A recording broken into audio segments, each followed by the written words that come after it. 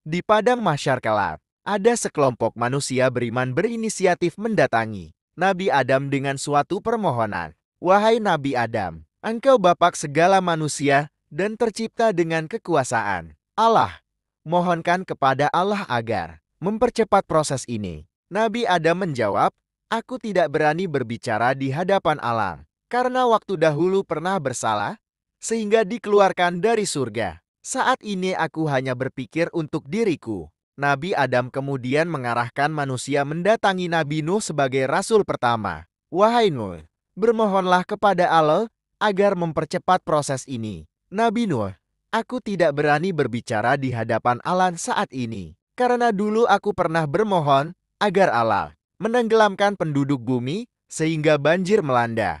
Nabi Nuh merasa bersalah dan malu berbicara kepada Allah. Dia hanya mengarahkan agar para manusia menghadap Nabi Ibrahim sebagai kekasih Allah. Berikutnya sekelompok manusia menghadap Nabi Ibrahim. Ternyata Nabi Ibrahim juga mengaku pernah bersalah. Karena kepandainya bersilat lidah, beliau mengaku telah berdusta 3 kali. Walaupun sebenarnya beliau bukan berdusta, Nabi Ibrahim mengarahkan kepada Nabi Musa yang pernah berdialog langsung dengan Allah. Nabi Musa juga tidak bisa, karena pernah melakukan pembunuhan yang tidak semestinya. Beliau tidak sengaja hanya melakukan pukulan sedikit tanpa berniat membunuh. Para manusia kemudian mendatangi Nabi Isa. Nabi Isa tidak bisa memberi syafaat, karena Isa dan ibunya, Maryam, telah manusia jadikan sebagai Tuhan selain Allah.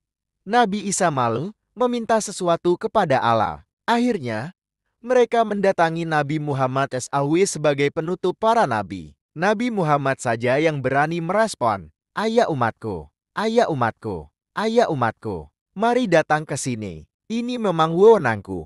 Beliau sujud di bawah arsy seperti salat. Sampai ada suara, angkat kepalamu Muhammad. Jika kamu meminta sesuatu, aku berikan, dan jika kamu meminta syafaat, ini aku serahkan. Nabi Muhammad kemudian memberikan syafaat terbesar kepada umat beriman di padang mahsyar. Rasulullah jadi manusia pertama yang dibangkitkan dari kubur.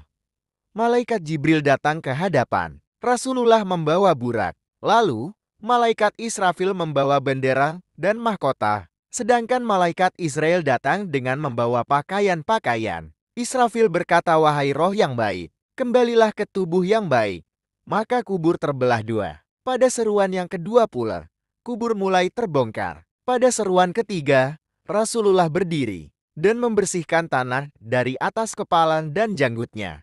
Lalu dilihatnya kondisi di sekitar yang sudah rata dengan tanah. Beliau menangis sehingga mengalir air matanya ke pipi. Jibril berkata, lihatlah apa yang ada di hadapanmu. Rasulullah bersabda, bukan seperti itu pertanyaanku. Aku bertanya kepadamu akan umatku. Di mana perjanjian mereka? Niscaya akan kuatlah pertolongan pada hari ini. Aku akan mensyafaatkan umatku. Rasulullah beri syafaat di padang mahsyar. Rasulullah SAW menjadi satu-satunya nabi yang menyanggupi permintaan dari para mukmin untuk memberikan syafaat.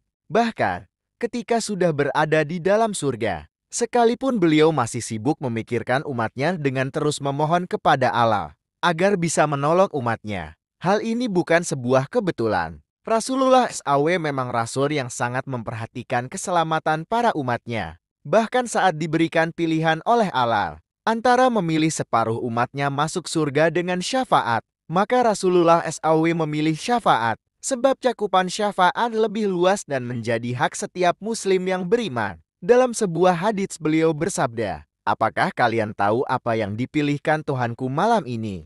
Para sahabat menjawab, Allah dan Rasulnya lebih mengetahui. Beliau melanjutkan, sesungguhnya Dia memberi pilihan kepadaku antara separuh umatku masuk surga dengan syafaat, maka aku memilih syafaat.